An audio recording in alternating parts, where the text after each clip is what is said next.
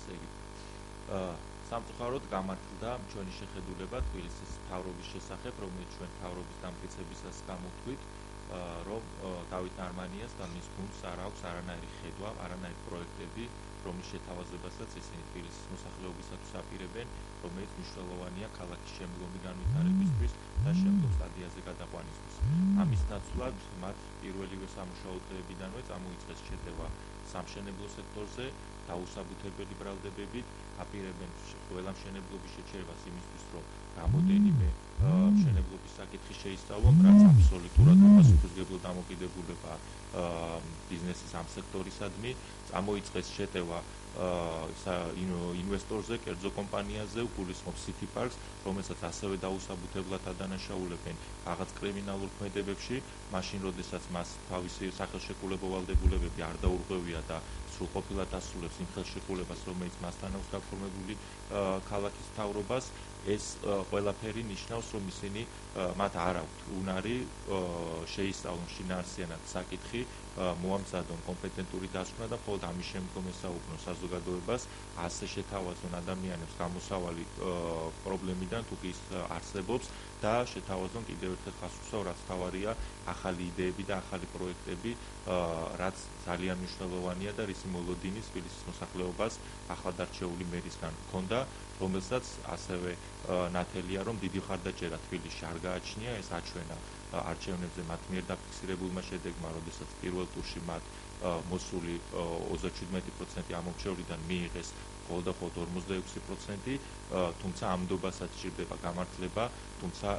ის, ვინც ხმა არ მისცა დავით ნარმანიას, ისიც თბილისის მოსახლეა, თბილისის მოქალაქეა და მასაც სჭირდება დავით ნარმანიასთან ზრუნვა და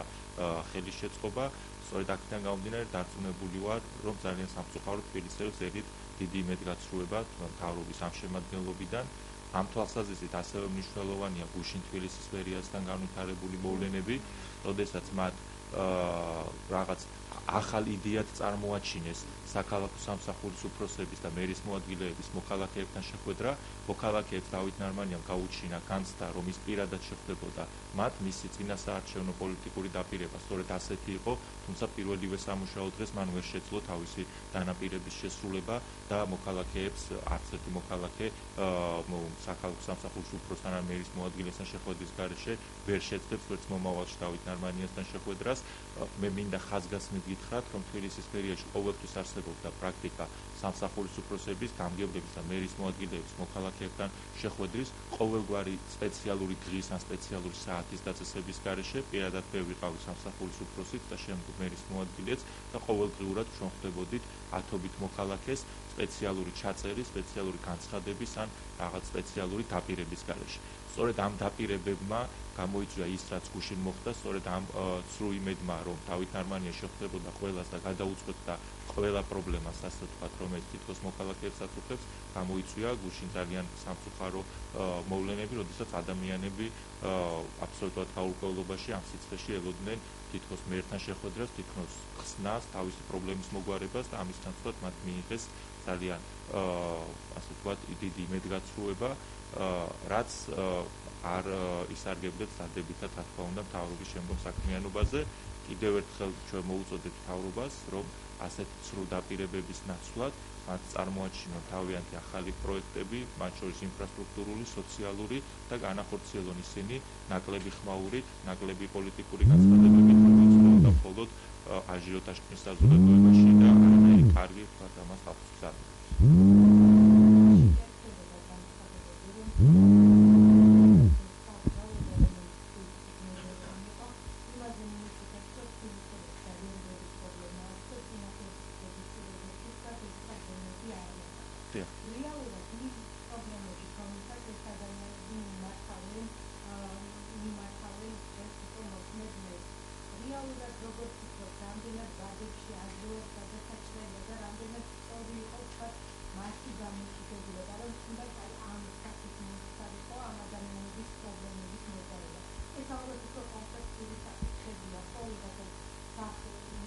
მე გეტყვით რა. პირველ რიგში დავიწყოთ იქიდან, სხვათა შორის საკრებულოდან ეს ცოტა ვრცელი თემაა და თქვენთვის რო იცოდეთ ამ თვალსაზრისით გეტყვით საკრებულოს შემოსული იყო მერის მოქალაქეთა მიღების წესი მერის მიერ რომელიც საბედნიეროდ უმრავლესობას ეყო ამ შემთხვევაში ასე ვთქვათ ალღო და გაიხმეს უკან ანუ დაუბრუნეს თბილისის მერიას ეს იყო წარმოდგენილი თბილისის მერიიდან სადაც ეს იყო გაწერილი შემდეგნაირად თუმცა ზუსტად ამ წესზე საუბრობდა გუშინ თუნდაც ქალბატონი ნინა ხათისკაცი და დანარჩენებიც ვინც კომენტარებს აკეთებდნენ წესი იყო შემდეგნაირი მოქალაქე ვერ ხვდება ვერც ერთ თანამდებობის პირს გარდა სამსახურის უფროსისა და რაიონის გამგებლისა ფორმულირება იყო ზუსტად ასეთი საკითხის გადაწყვეტის შეუძლებლობის შემთხვევაში შემდგომ ხდება მერის მოადგილე თუ მერის მოადგილესთან შეხვედრის შემდგომაცო საკითხის გადაწყვეტის შეუძლებლობის შემთხვევაში ხდებაო მერი დავით ნარმანიაო მე რო ვიყო მერი და შევხვდი ადამიანს რომელიც შეხვდა ჩემი სამსახურის უფროსს შეხვდა ჩემს მოადგილეს და აღმოჩნდა რომ იმ საკითხის გადაწყვეტა შეიძლება მაშინ ორივე ის თანამდებობის პირი სამსახურიდან გასაგდებია ამიტომ არანაირი აუცილებლობა მერი ხვდებოდეს მოქალაქეებს ეს იყო აბსოლუტურად პოპულისტური დაპირება ჩვენ ხშირად გვეუბნებიან რომ ბატონი გიგიც არ ხვდებოდა მოქალაქეებს ეს არ არის სწორი თქვენ კადრებშიც დარწმუნებული ტელევიზიებში ხშირად გექნებათ რომ ბატონი ზუსტად გასვლით შეხვედრებს აკეთებდა მუნიციპალიტეტებში ის არ ქმნიდა ცრუმოლოდინს რომ მასთან შეხვედრა ნიშნავდა იყო პანაცეა და აუცილებლად საკითხი გადაწყვეტებოდა იმიტომ რომ ბატონი გიგის კარგად ესმოდა რომ მას ყავდა გუნდი რომელსაც შეეძლო პრობლემების გადაწყვეტა და ის ადამიანებს ხვდებოდა მხოლოდ იმიტომ თუ თქვათ რაღაც სოციალურ საკითხზე რაღაც მეტი ასე თქვათ პასუხისმგებლობის აღება იყო საჭირო და რაღაც ასე თქვათ საკითხებზე რომელიც შეიძლება სამსახურის უფროს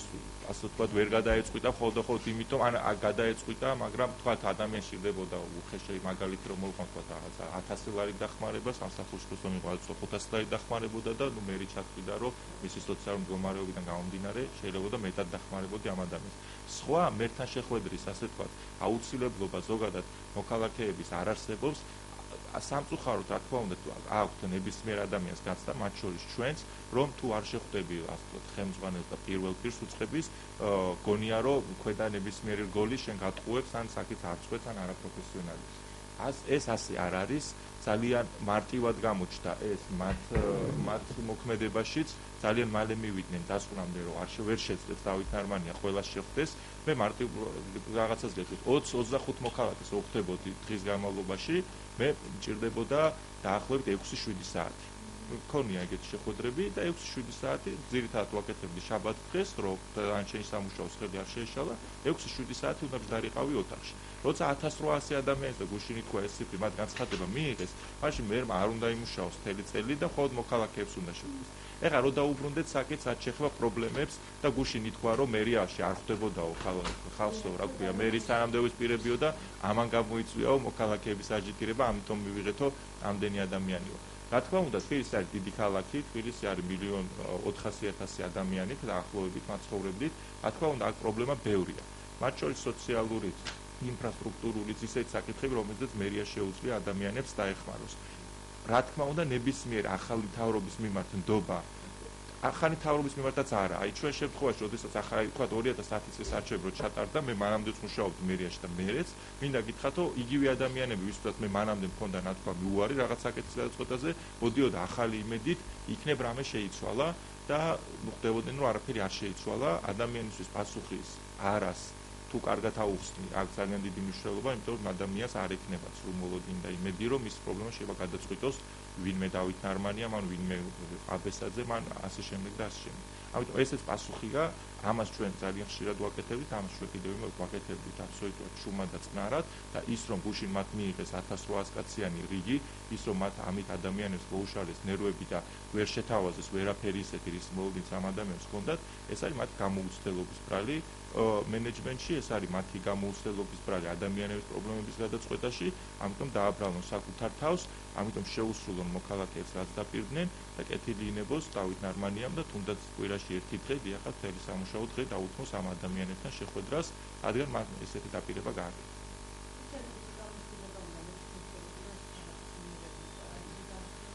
თქვენ ვერ წარმოგიდგენიათ მე პირადად ყოველდღიურად ვოცდები მეც გონია რომ რაღაცა ზღვარამდე მივედით როცა ამაზე უარესი არ შეიძლება ამ ადამიანებმა მოიფიქრონ მაგრამ ყოველდღე ის ადამიანები ახერხებენ რომ პირადად მე ამაში გამოვცონ და კიდევ უფრო უარესი რამ მოიფიქრონ და უარესი რამ გააკეთონ ხო, მეც ის დაპირებაც იყო სულელური კიდე ერთხელ ხას უსვავ, სულელური იყო იმიტომ რომ ადამიანს უნდა შეთავაზო პრობლემის გადაწყვეტა და არა შეხვედრა, ეს არის აბსოლუტურად კიდევ მეორე ძალიან ღიმილის მომგვრელი დაპირება, ნაცვლად იმისა რომ ადამიანებს შეთავაზონ პრობლემის მოგვარება კიდევ ერთხელ ხას უსვავ. ჯერ ადამიანებს უქმნიან პრობლემებს და ეს სამშენებლო სექტორზე გაკეთებული განცხადებები, რომლის განბედაობას მათ არ ეყოფათ. ყველაზე მთავარი ის არის, რომ რასაც საუბრობენ, არც city park-თან მიმართებაში, არც სამშენებლო სექტორთან მიმართებაში მათ არ ეყოფათ განბედაობა, გააკეთონ ის, რაზეც საუბრობენ. არ ვსაუბრობ იმაზე, რომ მათ შეიძლება ეყოთ ჭკუა და მიხვდნენ, რომ არასდროს აკეთებენ. არ მგონია, რომ ამაზე ჭკუა ეყოთ, მაგრამ არ ეყოფათ განბედაობა, რომ მათ არ ეყოფათ განბედაობა, ისინი ვერ შეძლებენ დაუპირისპირდნენ ბიზნესს, ისინი ვერ შეძლებენ დაუპირისპირდნენ ამდენ ადამიანს, ისინი არ აქცევენ ყურადღებას ერთს. აი მაგალითად ალეკო ელისაშვილი ამბობს, რომ აი მოვიდა ჩემთან რაღაცა 10-20-ია, გინდაც 1000 ადამიანი, ვინც აპროტესტებს იქ მშენებლობას. როდესაც ალეკო ელისაშვილი, რომელიც არის ოპოზიციაში, აკეთებს ამ განცხადებას, გასაგებია, მას აქვს ამის ფუფუნება, აკეთოს განცხადებები, მაგრამ როდესაც ხარ ხელისუფლებაში, შენ აუცილებლად იმ წუთას უნდა გახსოვდეს, რომ მეორე მხარეს, სადაც შენობა შენდება, იქაც ასეულობით ადამიანის ინტერესია, ამიტომ შენ გიწევს გადაწყვეტილება მიიღო დაბალანსებული, არ შეიძლება 100% უგულებელყო ერთი მხარის ინტერესები და ასე ვთქვათ, მიცე ყველაფერი მეორე მხარეს, რომლის მოთხოვნით ხშირ შემთხვევაში დაუსაბუთებელია. ვერც ერთ ძალიან იშვიათ შემთხვევაში ალბათ აღმოჩნდება, რომ ადამიანის პრეტენზიები მიმდებარე მშენებლობაზე იყოს დასაბუთებული, რა თქმა უნდა, არავის არ სურს, როდესაც გარშემო სივრცეა, როდესაც თვითონ მარტოა და მარტო ცხოვრობს, რომ გარშემო ვთქვათ, ბევრი შენობა იყოს, მაგრამ ის რომ ამ ადამიანებს არ სურთ, ეს ერთი მსხვილი გასაგებია, მაგრამ მეორე მსხვილი ქალაქს სჭირდება განვითარება, სამშენებლო სექტორს სჭირდება განვითარება, ადამიანს სჭირდება დასაქმება, მათ შორის ზოგს ახალი ბინა და ასე შემდეგ. ეს არის ინტერესები, რომელსაც ხელისუფლებაში, როდესაც ხარ ანგარიშს უნდა უწევდე. ჩვენ თქვენ გონიათ ქსიამოვნებ და იმდენი კრიტიკის მიღება, ან თქვენ გონიათ ქსიამოვნებს, როდესაც დღეს გულანძღავენ? მე იმ დღეს საკრებულოზე ვცვით, როდესაც საუბრობენ გასული 6 თვის განმავლობაში შენებლობის ნებართვების უკანონობაზე, ისინი პირდაპირ საუბრობენ ჩემ პასუხისმგებლობაზე და მე ამის პასუხისმგებლობას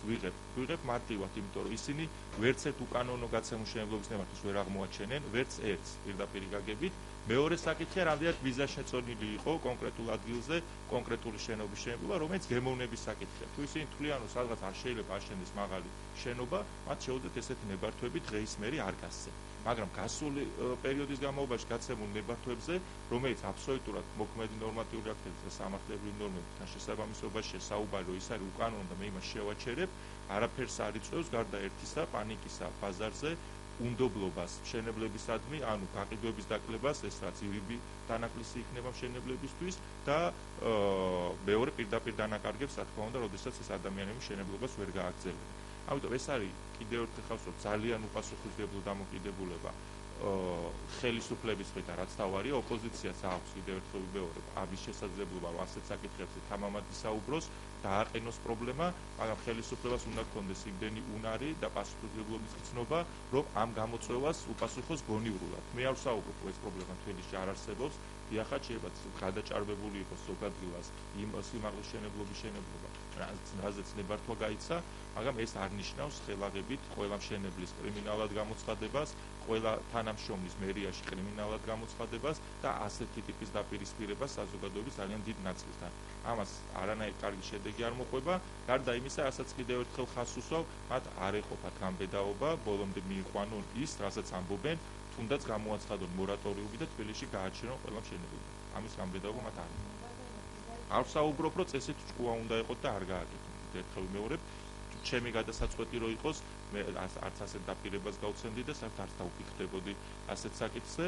ამიტომ ისინი კიდევ ერთხელ ვიმეორებ, თქვენც ნახავთ, რომ ვერანაირ მორატორიუმს ვერ გამოაცხადებენ. მე უკვე შევთავაზე მათ და რა თქმა უნდა, არავინ არ არის წინააღმდეგი, რომ კონკრეტული მშენებლობის საკითხები განიხილო, კონკრეტული მშენებლობის ნებართვა განიხილო, მისი კანონთა შესაბამისობა გადაამოწმო და შეამოწმო, მაგრამ ამას არ ჭირდება განცხადებები კიდევ ერთხელ, ამას ჭირდება არის მიღმა მუშაობა, არც მიღმა მუშაობა იმ ადამიანებთან, ვინც შენი გადაწყვეტილებით შეიძლება დაზარალდეს და მათთვის შესაბამისად კომპენსაციის ფორმაზე დაფიქრება და მოფიქრება ამის და ასე ამ პრობლემის გადაწყვეტა. სხვა შემთხვევაში მთლიან ბაზარს უქმნი პრობლემას, მთლიან ეკონომიკას აყენებს ზიანს და საბოლოო ჯამში პრობლემას უქმნი ქვეყნის განვითარებას. როდესაც ასე ზოგადად საუბრობთ.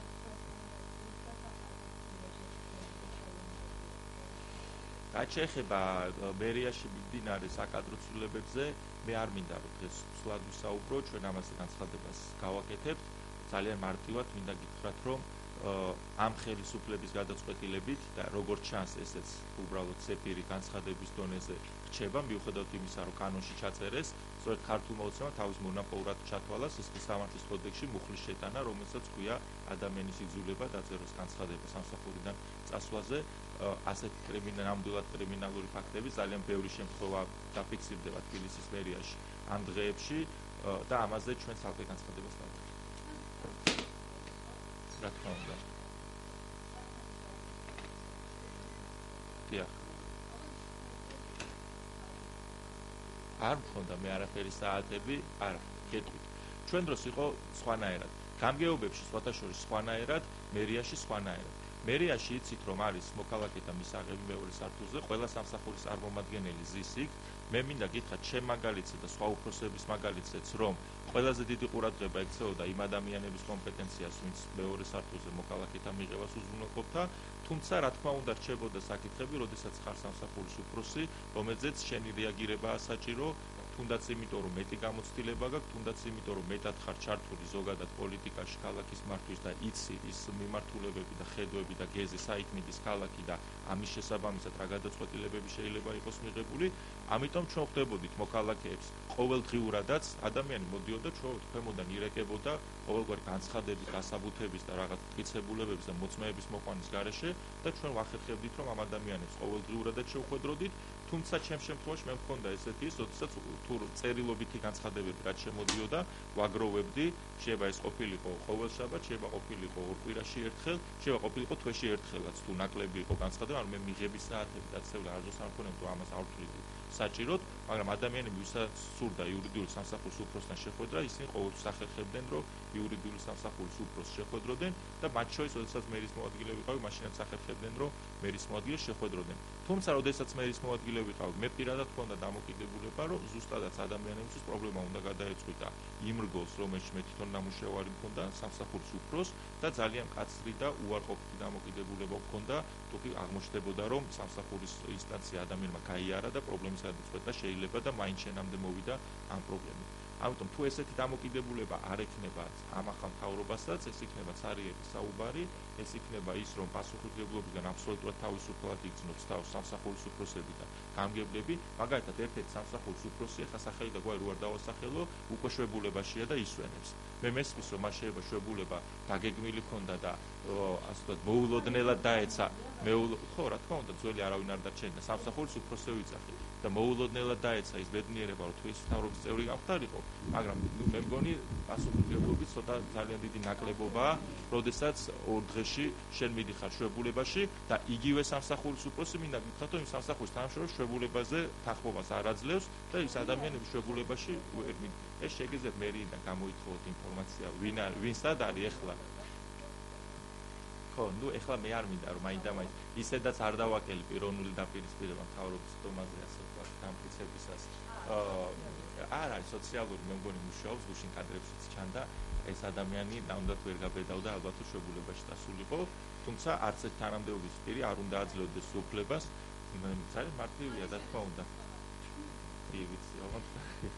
არ არის ეს არსებითი, მე მინდა გითხრათ, რომ 10 წლის მანძილზე მე მერიაში ვიმუშავე ზუსტად 10 წელი და 10 დღე და მე ალბათ შვებულებით ვისარგებლე, რაც მახსენდება, ალბათ ორჯერ, ერთხელ, როდესაც, რა ქვია, შევქმენი ოჯახი და მეორეჯერ აღარც მახსოვს, რა ქვია, როდის. და არც ერთხელ მათ შორის ზაფხულში და დასვენების პერიოდში, როდესაც ადამიანები მიდიან და ისვენებენ და მერია ისედაც იცლება, მაგ დროს ჩვენ არ ვაძლევდით ჩვენ თავს უფლებას, რომ დაგვესვენა, ჩვენი დასვენება იყო მივლინებები, ორდღიანი და სამდღიანი, რომელიც არც ისე ხშირი ვქონდა. თუმცა, ასე ვთქვათ, ანუ იმის წარმოჩენა არ მინდა, რომ ჩვენ არ ვტოვებდით ქვეყანაზე, არ მივდიოდით ასე ვთქვათ, ჭყალებში დასასვენებლად. თუმცა ჩვენ მივდიოდით მივლინებებში, ყველა მივლინებას ჰქონდა კონკრეტული მიზანი და ესეთი რაღაცას ყოველ შემთხვევაში არ ვაკეთებდით, რომ 2000 თუნდაც 10 წლის არჩევნის შემდეგ, როდესაც იგივე მთავრობა დაბრუნდა, ასე ვთქვათ, ქალაქში და არაფერი არ შეცვლილა, მაშინაც კი არ გქონია ის განცდა, რომ აუცილებლად შვებულებებში უნდა წავსულიყავით და ზაფხულში დაგვესვენა. ეს მართლა ცოტა ღიმილის მომგვრელი. ეხლა არ ვიცი, რა ვიცი, თუ გინდა 2 დღით იყოს წასული. ჩემთვის უკვე ძალიან ისეთია რა, გამოსახველობითი, როდესაც ადამიანი წერს შვებულებას დანიშვნიდან 2 დღეში და კიდე ერთხელ შეიძლება მას და ის დაგეგმილი ქონდა და 1000 მიზეზი თქვას, რატომ უნდა წასულიყო, მაგრამ ნუ ცოტათი მაინც ხო, შეიძლება, მაგიტომ ვიძახე, მაგიტომ არ ვასახელებ, არც სახელდაგვართ. მე უბრალოდ ეს გითხარით მაგალითად, რაც აი ნამდვილად უჩვენებს მან დამოკიდებულებას და უბრალოდ კარგი მაგალითია თორე. რა თქმა უნდა